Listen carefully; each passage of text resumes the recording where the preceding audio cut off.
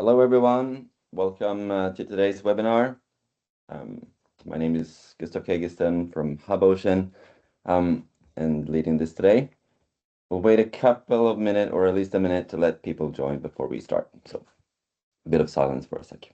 Or hellos if you see friends.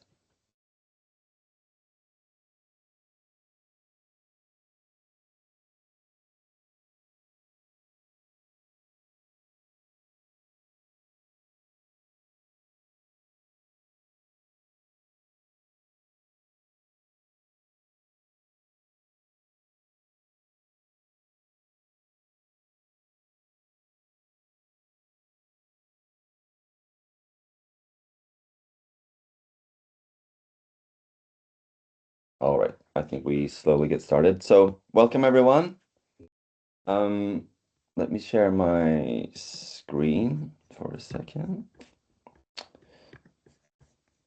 So you got yourself into the first out of a couple of webinars focusing on coral reefs and seagrass maps, where we are using ocean data platform to show how data can be sort of joined from a global to more local scales. And yeah, we have one today with Chris Roelfsema joining us from University of Queensland. Tomorrow we got one with a bit more Caribbean focus, with TNC joining us for a bit of an introduction of their work. And then by the end of the month, we do two similar webinars focusing on seagrasses. And so I will do a short introduction about Hub Ocean, and then I will pass over to Chris to show a bit about his work and how he's working with Coral Reef Maps.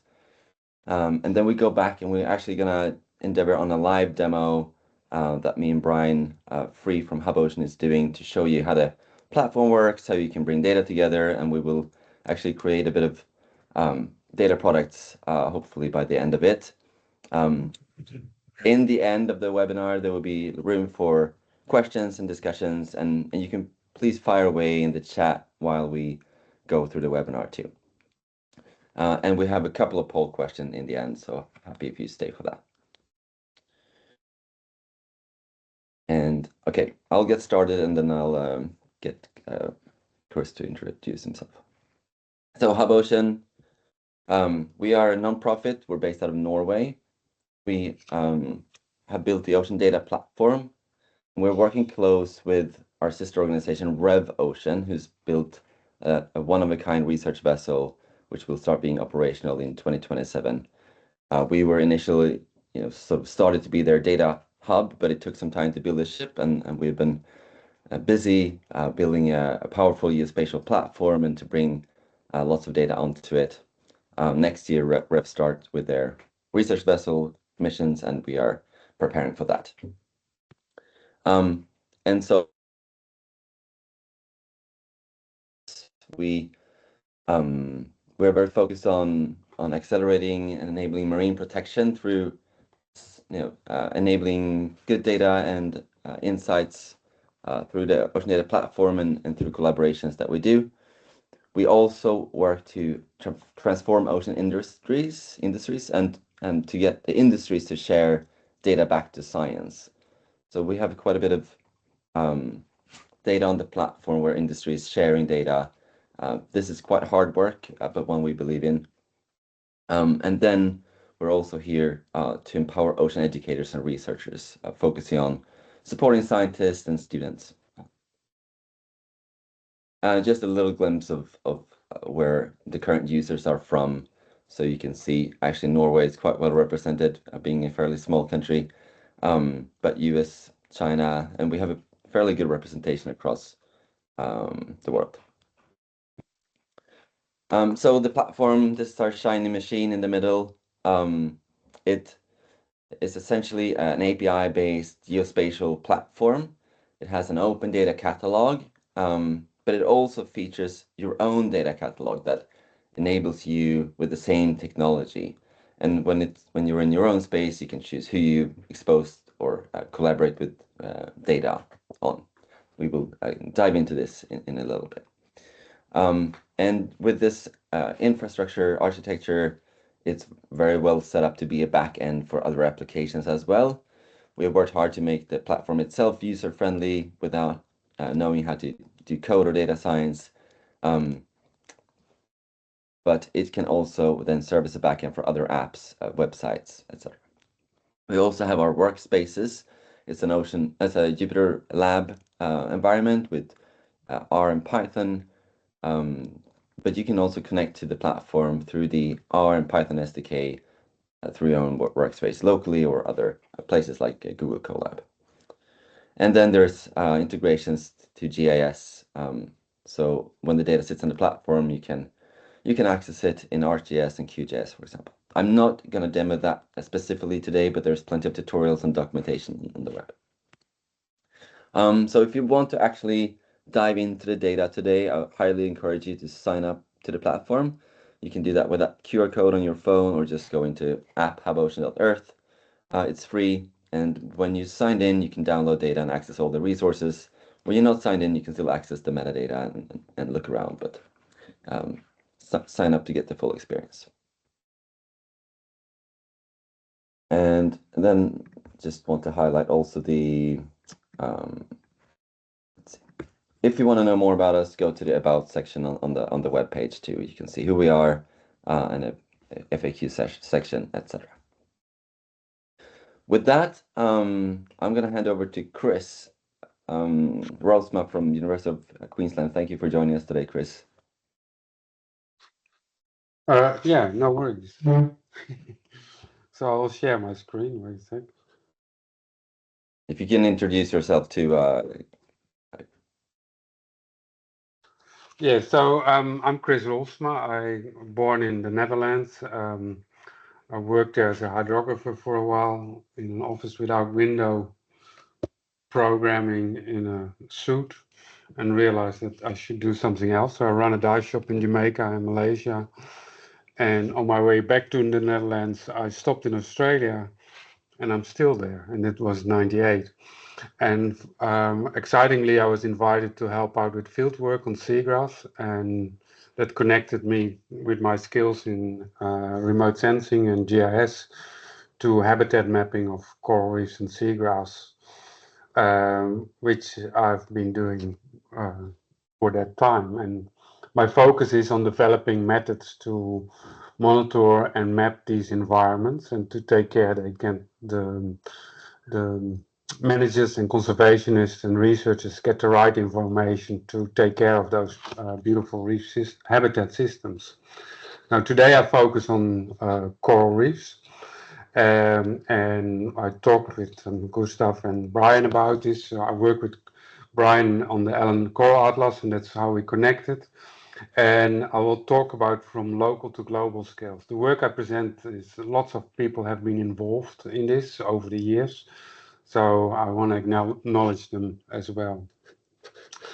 And I also would like to acknowledge the traditional owners of the land and water I've been mapping and monitoring, and show my respect to the past, present, and emerging elders, traditional owners of the country I am working in. So just from a start, just in case not everybody is aware, coral reefs are animals. They live in they are built up from corals. These corals are animals. They have symbiotic algae in called zooxanthellae, and they drive very well with high current, the right temperature, chemistry, and hard bottom. These aspects are important in the mapping approaches that we have developed. As already said in the announcement, coral reefs are very important. They cover 1% of the Earth's ocean. 25% of all marine species depend on them, and coral species are the second most endangered. Coral reefs provide an enormous amount of income in services and sustain the livelihoods of many people around the world, especially in developing nations. On top of that, reefs provide enormous coastal protection as they are barriers for the land behind it.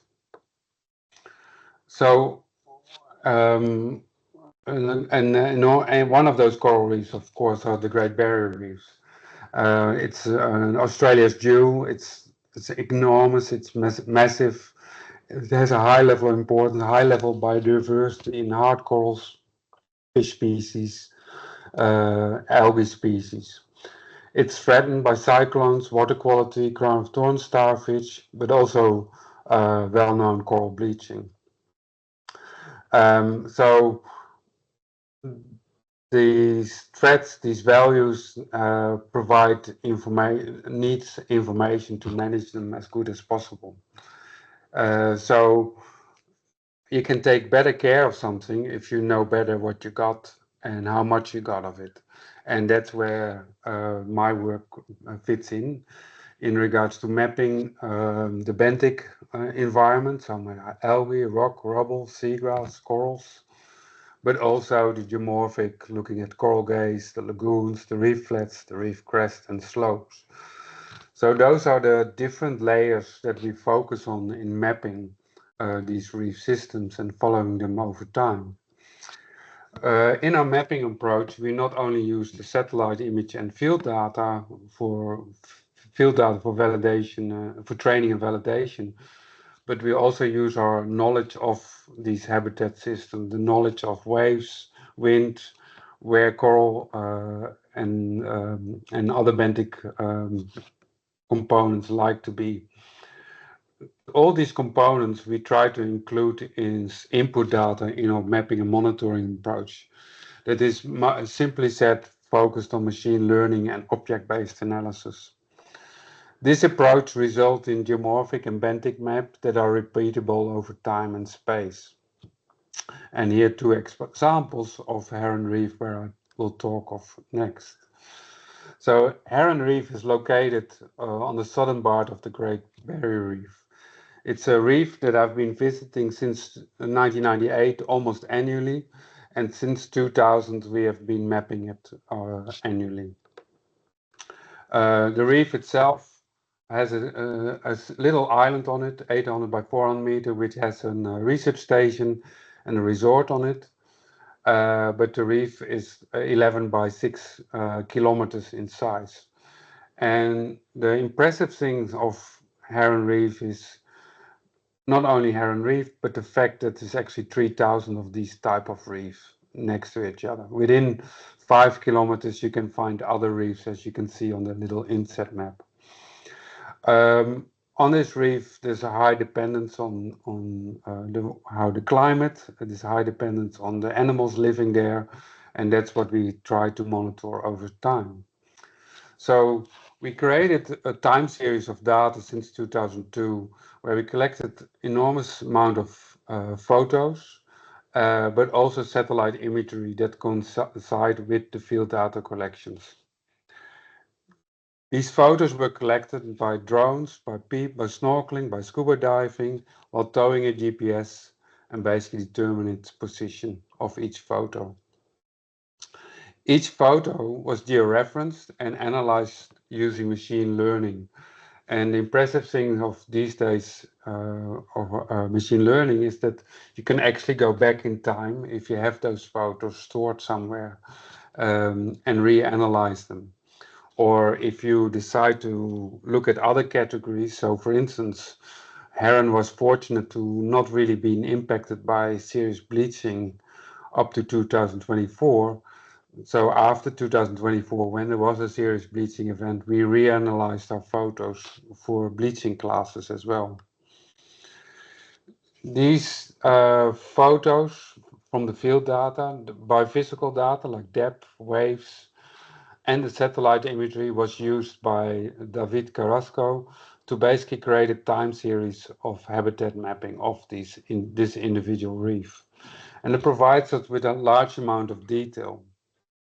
Now, one of the things that we have been doing over time as well is sharing our data.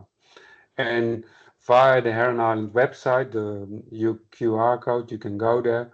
You can find all different data sets that we collected. Spectral reflectance, photoquadret, the analysis of the photoquadret, various habitat maps, depth maps, wave maps, and imagery.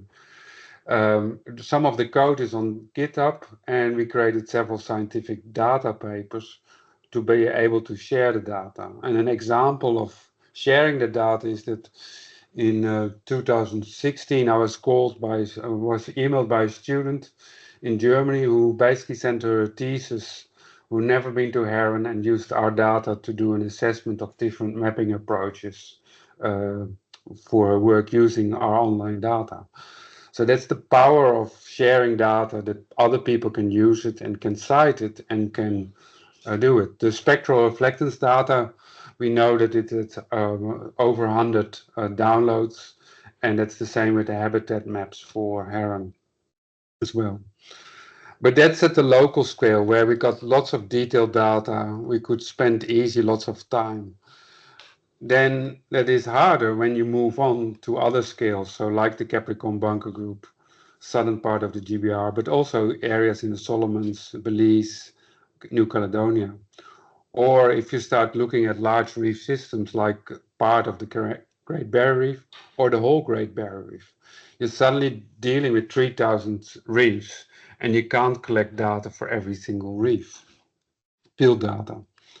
So then to step up is with the lessons learned from those local and regional areas, we applied it at the global scale through the Allen Coral Atlas, which is funded by Paul Allen, the late Paul Allen, a philanthropic organization called Awoken, where we mapped all the reefs in the world, and that is an enormous amount of data used.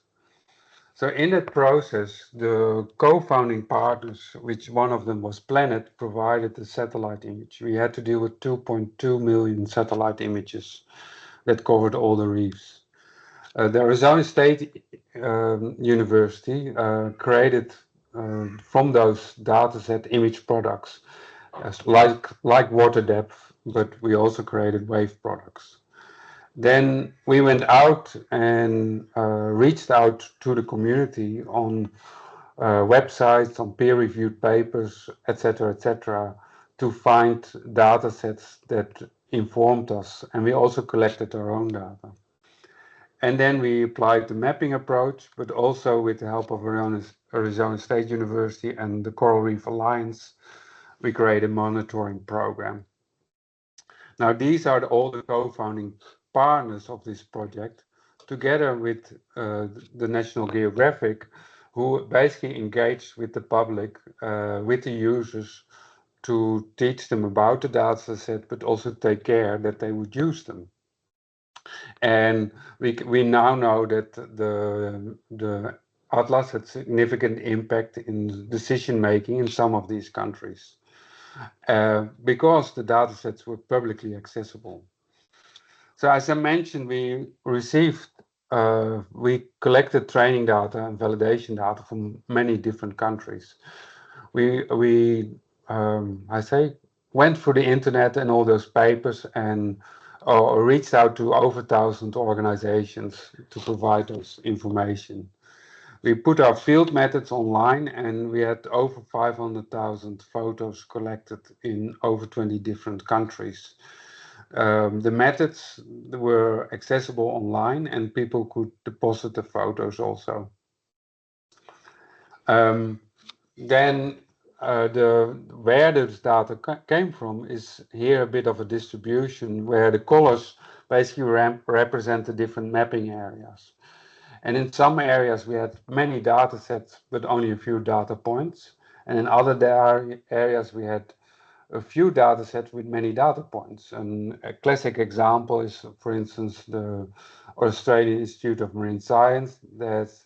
It's one data set, but it's actually over many hundreds of reefs of the Great Barrier Reef, and provide also lots of detail over time and space.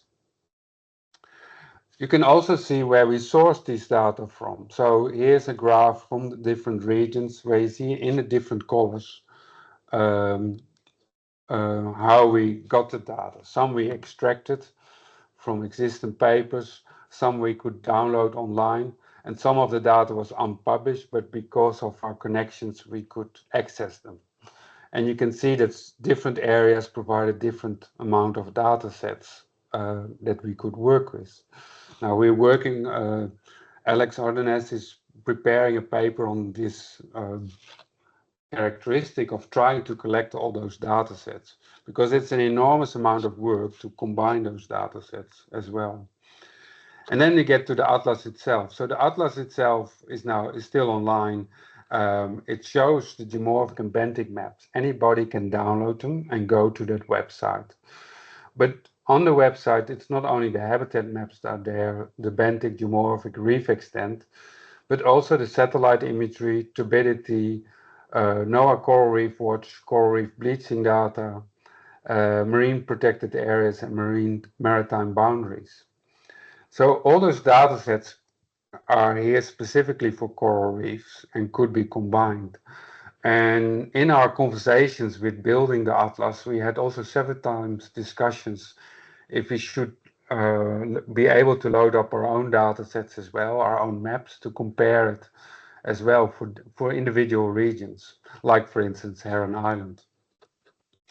So you can see that that's an enormous amount of work. And summarizing this, you can see that we combined large data sets. We try to make those data sets as soon as possibly publicly accessible so that people can use them and can share them. And by being open source in it, people will also start to understand how good the maps are or how bad they are. Because of course, 100% maps should not exist, I would say.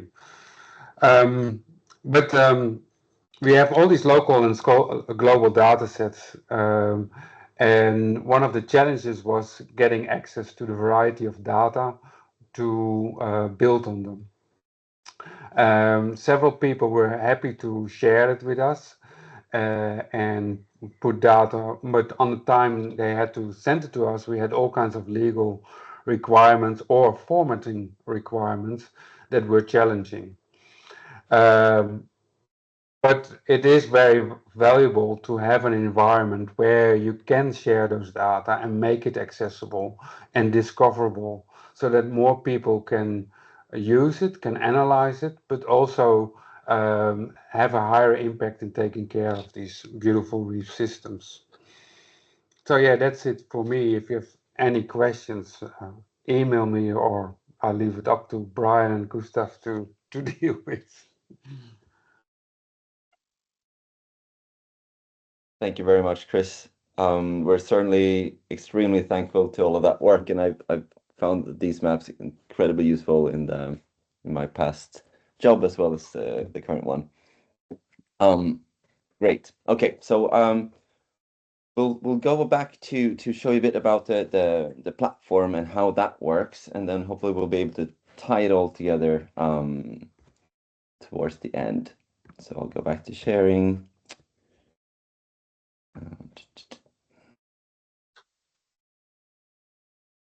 Okay, so this is our web. To get to the platform, you simply hit the platform link, or you go directly to hubocean.earth. When you're not signed in, only the catalog is going to be green lighted because all of the metadata is open and exposed, so you can search on it on Google through essentially JSON LD files behind the catalog. But you just go up and you sign in and you have access to your My Data space and also this workspace, and we will have a look at all of it today. Okay, so what is this thing? If we go, well, you can see already here's a demoed coral reef data set on the front page. This is one in the mouth of the Amazon, one that wasn't actually captured by Alan Coral Atlas, if I remember correctly. When you go inside a data set, you will find, of course, metadata, and depending how extensive it was put in, you find a little bit different amounts of it. But we ensure everything in the catalog have the license and the source citation, etc. Sort of the key things. Some of it have more metadata, original files and other things. You also find a way to connect the data. So all the data will have a unique ID that you can use to connect to the data in various ways. Then there's two ways to also connect it to GIS. So you have OGC features and the newly developed and still in development vector tile which is a very powerful way to tile vectorized data into, for example, JS services. Okay, then in this case, this is a tabular data, so we already get to see a bit about the data. There could also be additional files, and we can go in and explore this data further. Now, I will go and have a look at another data set. If we go to the catalog itself, you're going to see quite a big design overhaul coming soon, but the main functionality will be the same. You have a ability to do a geographic search. So today we're looking a bit closer to the Great Barrier Reef, where I did my first dive sometime way back when. Fantastic place, of course. So we can do a box, for example, around Heron Reef and see what data is in there. That gives us a spatial search, and we can add a thematic search. Before we go and look at corals, I will just briefly tell you what else is on this catalog. It covers quite a bit of ecosystem data, but also human use, human activities kind of data, pressures, and some environmental data. It doesn't contain the whole world just yet. So we've tried to, have a really nice get you started with some great global data sets on the catalog. And you will also find that it doesn't have everything you may want, and we keep building that out, and then there's the option of adding your own data.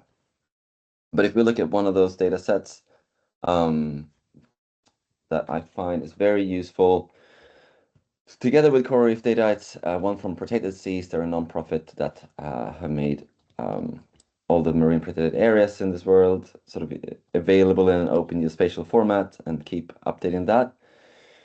So when you go in here, you can see that this is a tabular data set, and tabular data has its own storage controller on the Ocean Data Platform. This is where kind of the key development have happened on the platform, is to really make large vectorized tables with geometries in fast and searchable on the platform. But we also have any kind of raw data files. So there are other data sets with hundreds of thousands of sonar files, for example, that you can then work with in the cloud.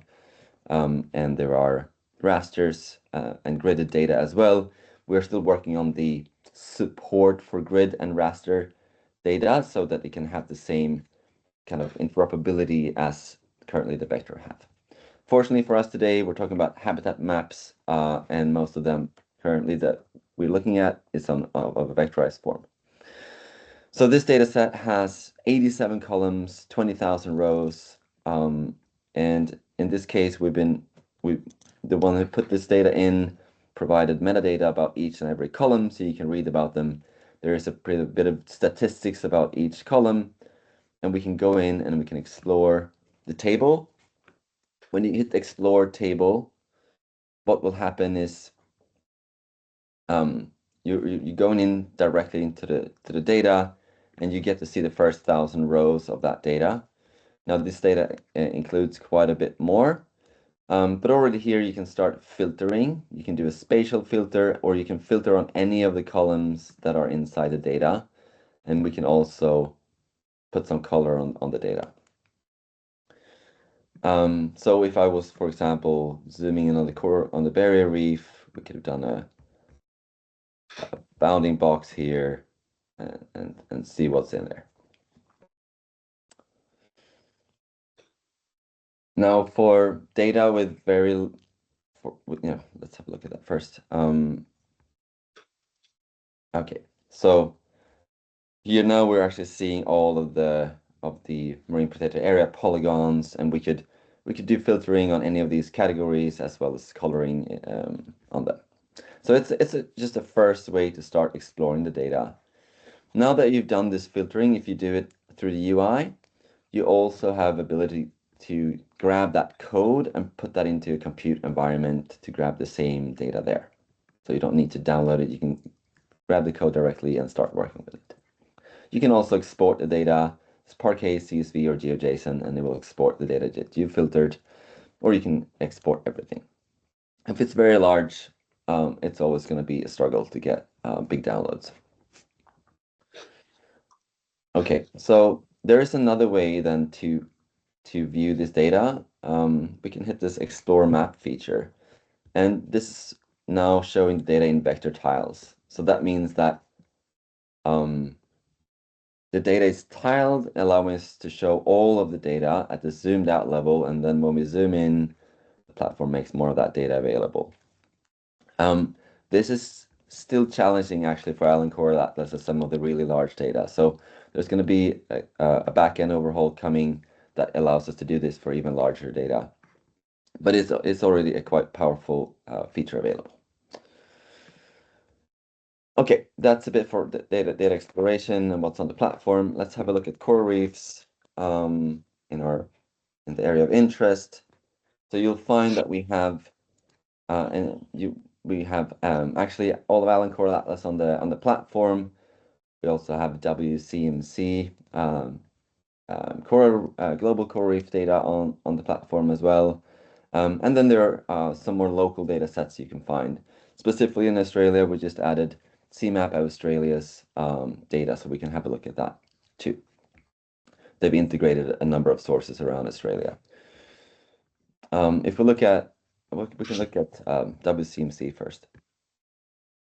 So again, you have the source, so you can go back to the very source of that data. If you rather go to the originator of that data, you have the citation, you have the copyrights that you need to follow, but you can also then go directly and dive into the data on the platform.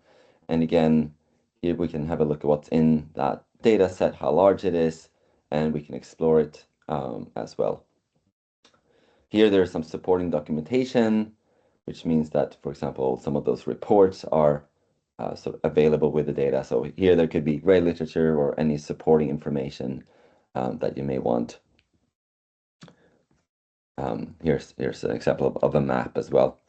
This could also be, again, for example, source data from Excel spreadsheets to Sonar files, and you can add file metadata, which can also be spatial if it's a spatial file. Anyway, so we can actually have a little look at that data too. You can do a little filtering by that filter. Look.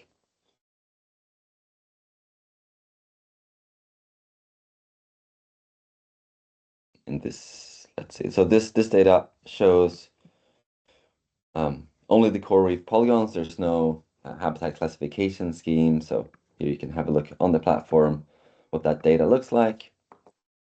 We may want to grab that code example and put it into a computer environment. Okay, let's go back to the catalog for a second. If we look at instead Alan Coral Atlas, and I didn't mention this, but everything data can be inside a collection. That just means that the data is grouped for some reason. In this case, all of the data that we have available from Alan Coral Atlas, it could be a survey cruise or something else. And it contains just bare minimum metadata and the grouped data sets. The actual metadata about that, how to cite it, DOIs, etc., are available when you click on the data set.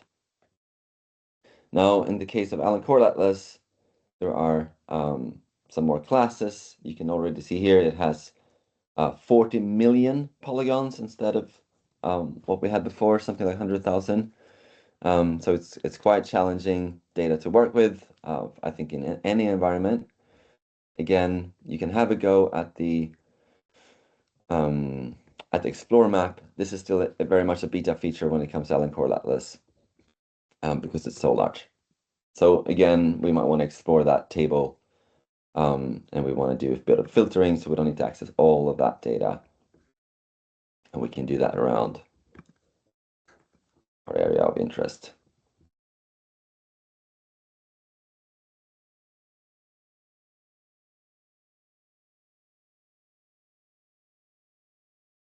give it a 1 or 2 seconds. So now we're actually filtering through these 40 million geometries that are quite complex. I think partly due to that Alan Core Atlas was created with object-based image analysis, which Chris can tell you a lot more about. But they are quite complex geometries, and then it takes a little bit more time to actually get hold of that data. And your internet connection might affect it a tiny bit as well. Hopefully we don't get stuck. If we do, I will quickly move on and pretend like nothing happened. Now there we go. Okay. Now you'll see, now we can give it some color on, for example, on class. We could have been filtering on just the corals as well. But you'll see we see part of all of those polygons, but in our area there's probably a ton more. There's a little secret trick that I'll share with you that is not yet officially implemented on the platform. You can ask to get more of these polygons. If you do, the platform might time out, and you may not see all the data you think. So be careful when you do that. But it's actually quite powerful. You can plot hundreds of thousands of polygons if they're not too complex. Okay, I will actually move on for a second. We can come back to this tab. No, okay. Since it worked so quickly, let's have a look then. I lost my spatial filter, unfortunately. Anyway, okay, let's move on. So let's go back to the dashboard for a second. So now we had a look at what's in the catalog. And so we're gonna head over to our My Data space. So in the My Data space, you can then create your own data collections and your own data sets.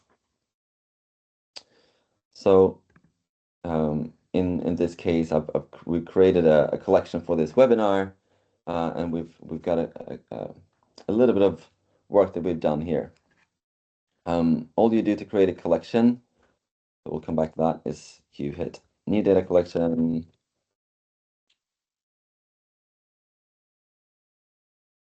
And when you have a collection, you can manage the access. So it means that you're automatically the admin, but you can add additional people that can be admins, but you can also add editors and viewers. Now, again, the really interesting things happen at the dataset level. So let's create a dataset. Some tags.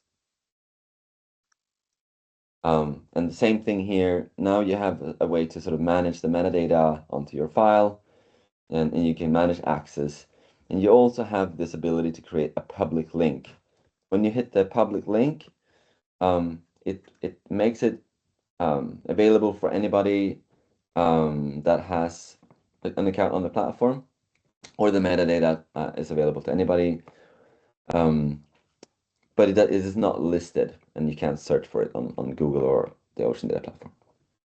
You can also, when you've sort of completed, your license, so the core metadata you need, and it's ready to go, you can also request to publish this, and then we will publish it in the catalog if it has the basic requirements in there. There's also an activity log where you can follow what's been done with that data, and we can go on to preview and work with the data. Now, I will actually hand over to Brian because he's going to show you how to add some data from Chris. Are you ready for that, Brian? Yeah, thank you, Gustav, and thank you everyone for being able to join. Hopefully you should be able to see a screen being shared.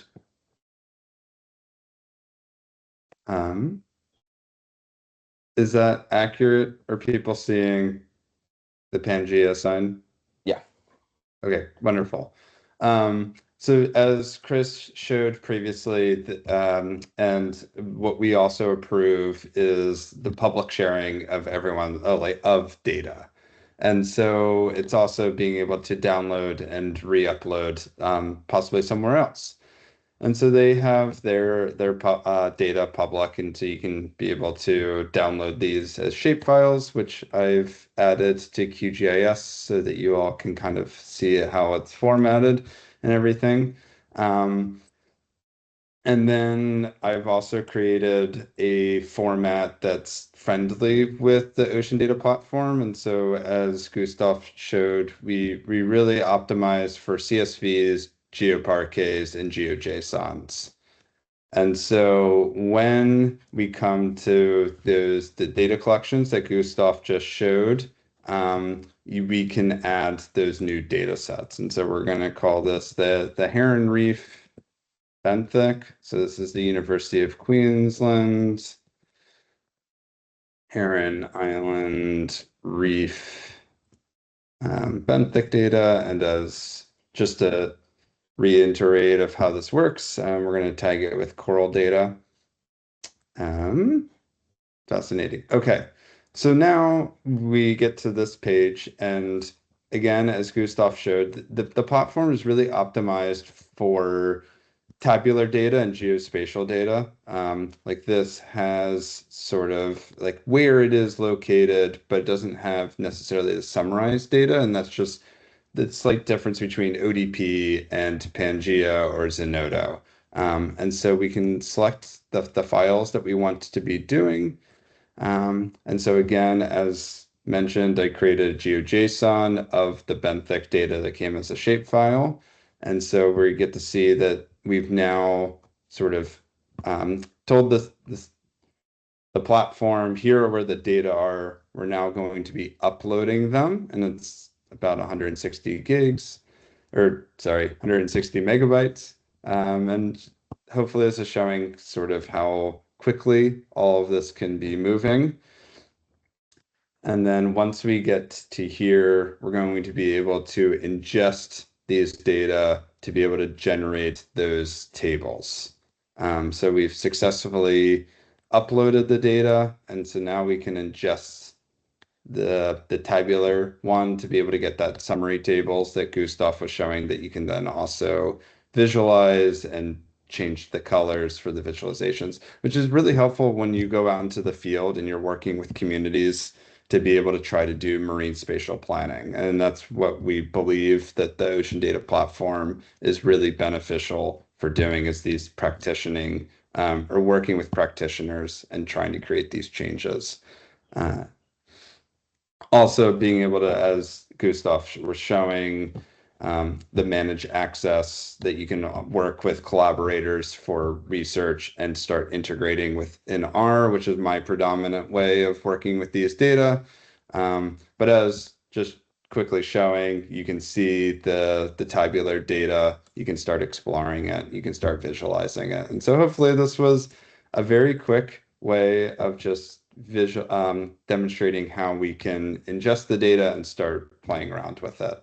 And so I'm going to give it back to Gustav, who's going to show how to actually start doing data manipulations. Thank you, Brian. So let's see what we can accomplish in 5 minutes, but hopefully we'll give you a bit of a feel for where things are going. Okay, so Brian has actually made that Heron Reef data available. So if I hit to me, and actually I think he made an open link, but I can now search for Heron in my private data, and we can see what was put in there. Let's have a look at the benthic cover or the data collection. So this is what Brian just uploaded and made available to me. Or and again, we can connect with that data. Here, the platform had a few more minutes, so it has computed those statistics that we showed before. Good. Now, so before I head over to our workspaces, to the little exercise we're going to do, I just want to highlight that there is a pretty good documentation page that covers, how to get data onto ODP, how to work with the SDK in Python and R. Both me and Brian are very happy that we added R earlier this year. There's a Stack API that has its own advantages to search and look for the data. We have the OGC features, the way to tiles, and workspaces. So there's some pretty good documentation there. There's a GitHub with more examples too. So I'm going to head over to, yeah.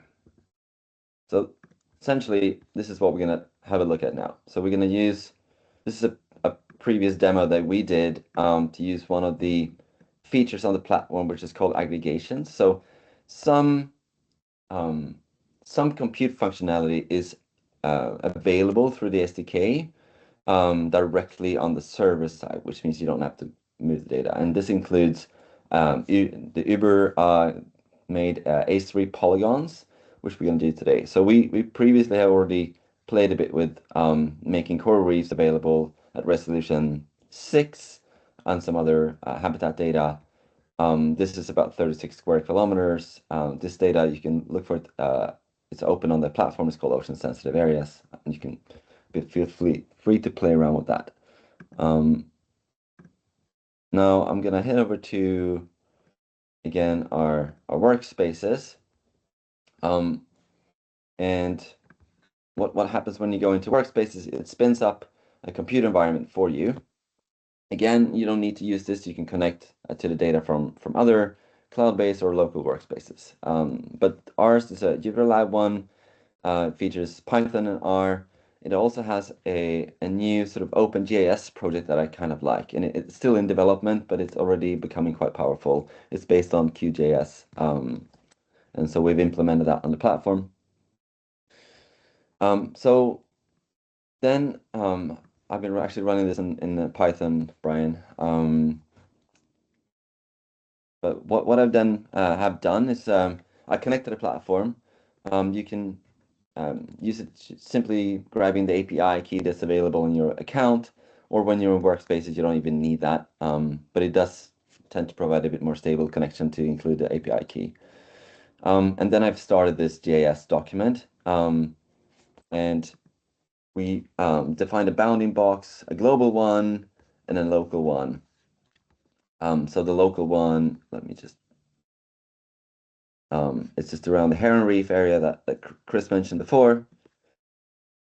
So what I've done in my sort of Swedish chef, I'm Swedish, version of this, I grabbed all the data I could find around coral reef in this area. So and I've used the bounding box here to plot them into GIS. So I identified the ID. I made a geometry filter, and I cropped it and I loaded it here into this workspace. Now remember, when you load something, you're actually moving data. So if I would do this for a very large data set, like Allen Coral Atlas over some time, you would most likely run into some problems. But WCMC data is generally fairly like low complexity polygons. You can see them here, and you can see they're a bit more like blobby in shape compared with some of the other data set we'll see. Now, and I think many people use these global maps as they are. They're happy somebody made a global map, and for some purposes they're fit for it. For others, you may actually want to include more data, and then it becomes a bit more challenging. So we've done the same thing for Allen Coral Atlas, and you can see here there's a very different beast when it comes to what polygons are there, what mapping units has been used, and so yeah, quite a different map product. So joining these two is not a trivial operation, especially if you take mapping units and spatial scales into account. What does these different polygons actually represent? Let's say you want to know how much area cover has coral reefs in the area. And we'll come back to some ideas how you can address that. Now I've actually also included CMap Australia. Let's have a look what their map looks like, and they've got some national maps of coral reefs as well in there. So it looks a bit different. And here I did a filtering as well to grab just the coral biota. Hopefully I did that okay. And so this is a general habitat map that includes lots of different data. And I cropped it and I plotted it here. You may also want to use, for example, coral reef observations. So we actually have a version of OBIS on the platform as well, hosted by IC UNESCO. But we have a implementation on the platform, so you can query it in the same way. We're still building that out to be running an automatic pipeline, so it's currently a few months old, but that's being addressed. So we can do filter. In this case, I'm grabbing anything on family Acropora, and we can plot those points onto the platform and have a look at them. I dare to do that live. We're a bit short on time, so let's move past that. Okay. Anyways, and then we grab the data that Brian just uploaded. In this case, I had to do a bit of filtering to grab the right. I just want to know where are the corals, so I grabbed all the categories that I thought had coral reefs inside them, excluding, for example, sand and reef rubble. And did the same thing. Now, all I'm doing now is to grab and plot the data. It's, you could have done the same thing on the platform and just downloaded them as GeoJSON and put them into your GIS. But it's a way to start exploring that you can do. Now, the real powerful part of this demo is to use what I mentioned before on the aggregation features. So there, one of the more advanced way to do aggregation is to use the spatial aggregation using the H3 tiles. So we did this here for all of these data sets, and it's actually quite fast. It runs on the server side. So I'm defining the resolution. I'm now using the resolution 8, which is about 0.7 square kilometers, but it goes all the way down to like 1 meter on resolution 15. And you can use any of them. Of course, you have to think how big compute job you're sending to the server. It might time out if you're asking for something unreasonable. Okay, so I'm doing just a count of any polygon inside my hexagon, and I'm doing this for all of these maps. And I'm combining them then. So now I've got all of this data aggregated. I can combine them into one table that has all of them inside. We can convert that to a spatial representation. And then you see that result here. So it's essentially a table with geometries with hexagons and what sources of coral reefs are telling us that there is a coral inside this hexagon. Just trying to do the locate part. Now we're pushing that to ODP, and we can start playing with it there. And we can additionally also add more data to it. So actually tomorrow, when Brian didn't wake up in the middle of the night, we're going to do a demo on the Caribbean. So in this one, we will show what it looks like when you're a collaborator and just want to add another source onto that table. And Brian can do that from his RStudio environment as well. So interest of time, I'm going to skip over to what that looks like. So we just pushed data to this demo data set. I provided a bare minimum of metadata, and I actually also pushed in a little bit of information about what each column was about, and then we can go and explore that table. Anyway, I prepped it so we can be a bit faster. So this is what it looks like. Hexagons, we can give them some visual aspect. So this is Heron Island, and we can have a look at this scale, maybe not so useful. So we might want to use higher resolution hexagons here, but you can already see where there's overlapping maps and where there's not. And yeah, anyway, so that's a first way to look at that data. Now, what I did actually is I ran this last night for the whole world instead. It's the same code, I just used the other bounding box. And I don't know exactly how long time it took, but when I woke up in the morning, it was done. So I did this globally with all of these mentioned sources. Only in Australia we have, lots of them. So this is, now we're looking at this in the vector tile view. And here you can see all of the polygons in the Great Barrier Reef that we captured through any of these maps.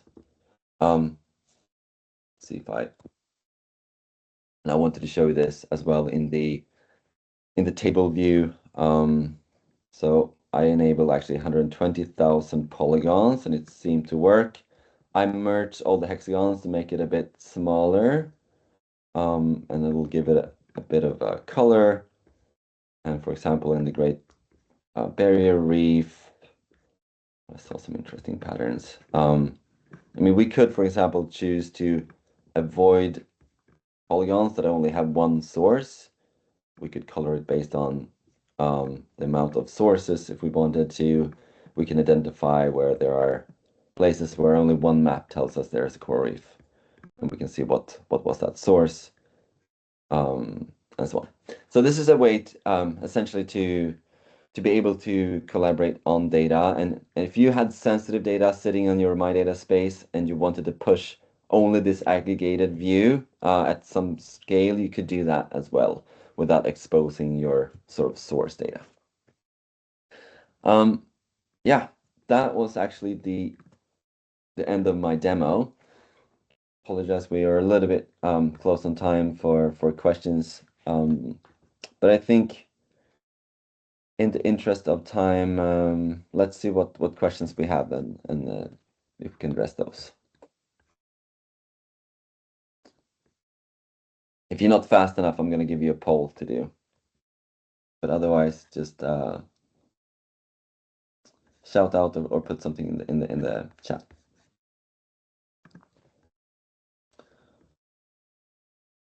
Okay, you're too slow. I'm going to give you a poll instead, and then we can come back to it. Oh, there you go. Mark, welcome. Hi, Gustav. Thanks for that. No, it's very impressive. And it looks like a tool that's going to be very much focused towards people who want to do more analytical rather than just the viewers who want to just pop in and out. I mean, there are obviously other platforms out there which aren't going to give those opportunities. And I think for me, the exciting ones are the fact that you can do quite a bit of interactive work with data layers and add your own data layers. I think both of those are very much called for. So that's great. I suppose my question is almost a sort of practical one. Is databases seem to come and go. I'm too old to be sure that any database is going to survive very long. So I'm just actually wondering what the support and how long the support is for this. For the hub ocean, because I think that's going to be really critical if it's going to become a sort of major part of the armory of information sources that we use. It needs to have a fairly long-term funding and staffing opportunity. I think you bring up a key question of, what platforms can you trust and how long can you trust them, Mark? Of course, I would ask myself the same. I think, first of all, just remember, yeah, it is a private initiative, Hub Ocean, right? It is funded by, the core backer is Kjell Røkke. He's an industrialist who's done well for himself, and he's built the Rev Ocean platform, which is a far larger endeavor than we are. So yeah, from one aspect, I would say rest assured, Hub Ocean is not going anywhere with the platform and so on. But I would also say that I think this is about redundancy as well. So I don't think we should depend on any one platform, including our own, right? I think we should always think about redundancy. I mean, we even saw that with, yeah, a bit of the actions in the US, for example, last year. I think we all thought about, what can we trust? What can't we trust? If something like, if we're not sure what NOAA will do, unfortunately, things have gone maybe a bit better than was expected at some point. What can we trust? So I would just say, trust us, but be redundant in your work, and see it as interoperable. And this is sort of a way to really enforce infrastructure, and data should live on multiple places. That's my best answer. Thanks. Well, and there's lots of data out there which I'm going to encourage you to try and draw on that doesn't seem to be in there yet. But and so I'm thinking of stuff I work on, mapping ocean wealth and Global Mangrove Watch, and so on, where there's other layers. So I'm sure you're starting to trawl through all of those, but bring them all in. Great. Yeah, some of them are we would on our love. Yeah. I'm sorry, Gustav. Yeah. Some of them are on the platform, and we love the input, like Brian's saying. So if you see things that you want on there, give us a shout, or even put it in yourself and hit request to publish, and we'll we'll review it and put it on the platform. And I would say there's also, I didn't show you, but we can create DOIs for the platform for new data sets. But we're super happy with anybody publishing it elsewhere on Zenodo or DataDrive or somewhere else, and then want to bring it into a place where the data is a bit more interactive and interoperable, and then they could put it into the platform, use the same DOI, and so on, but also have it available here.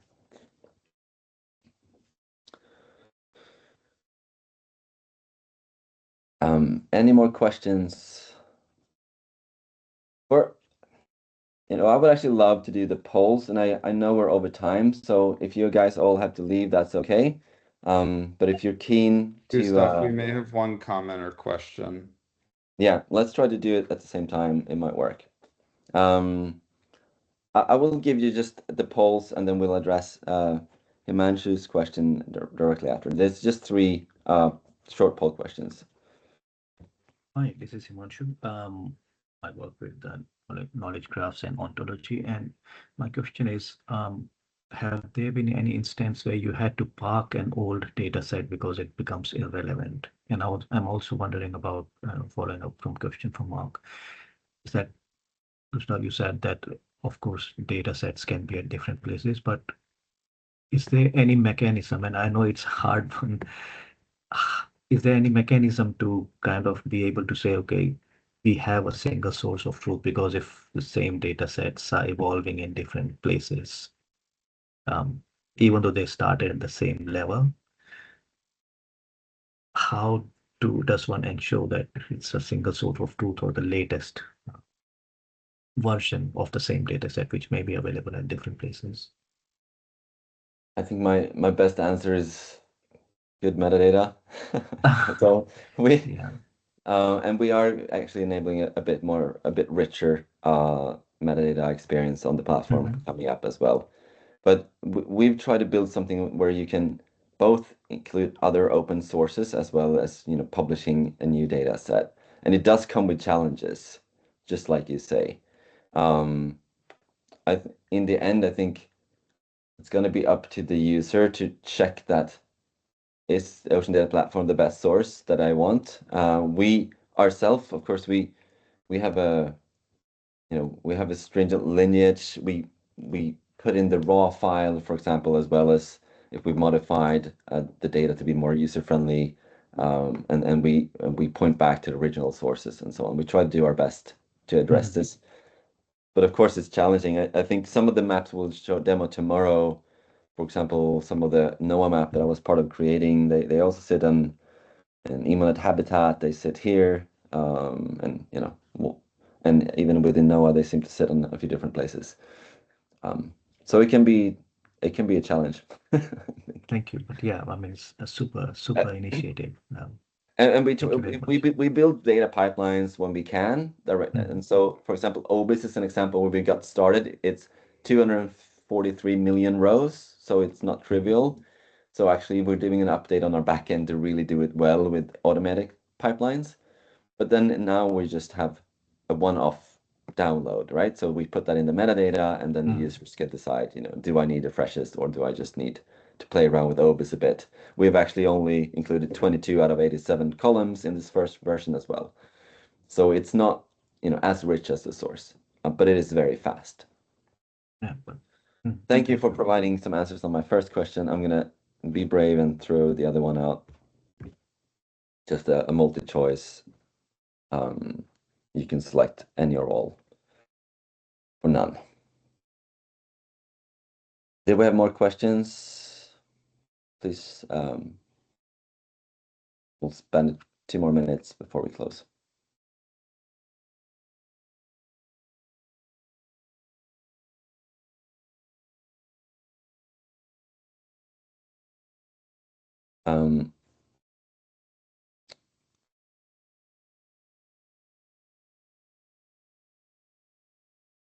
See if we get some answers. Okay, so I would just want to mention that, so what we're doing in these webinars, yes, we're just, we're getting a bit of inspirational talks about this topic, and we're showing the platform, but we're also at the same time building actual data sets. So tomorrow we'll keep building on the same data that I just created, and bring in some data from the Caribbean side with, for example, NOAA data, TNC data, etc. And we'll make those available too.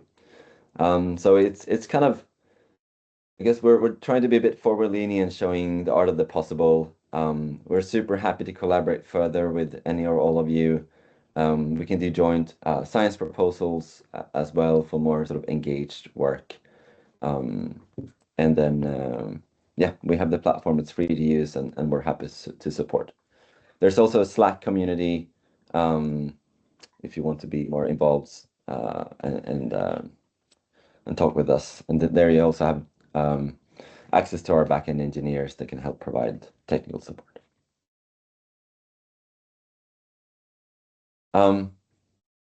Okay, I think we'll close there. Thank you all so much for joining today, and hope to see you again. Thank you, everyone, and please do reach out if you want to discuss further in detail and or have any recommendations for data that we should be integrating on the platform. Okay, thank you. Thank you. Thank you.